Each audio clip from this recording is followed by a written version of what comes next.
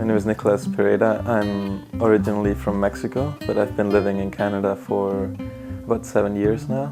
And I went to school here and I did an undergrad and a master's degree at York University. And I finished that 2 years ago. Really my first years of filmmaking are more video art and more gallery oriented work. And then I came to York and I did the undergrad in film, and the undergrad level film is way more directed towards fiction filmmaking, dramatic filmmaking, sort of like in a cinema setting. Mm-hmm. But I always sort of kept sort of the very few origins that I had of video art, and so I think all my work sort of is in between the world of video art and the world of cinema in a way.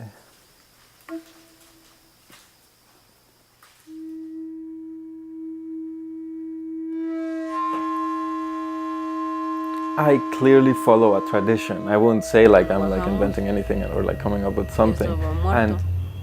And I think a lot of the work I do is because it is on the one hand influenced by everything I've watched, the film, and it has a lot to do with exploring the mundane.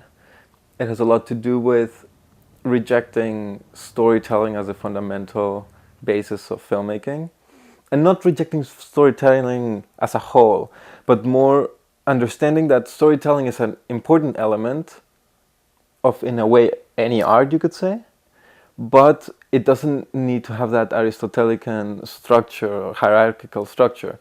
You can put, there's color, there's sound, there's movement, there's many things.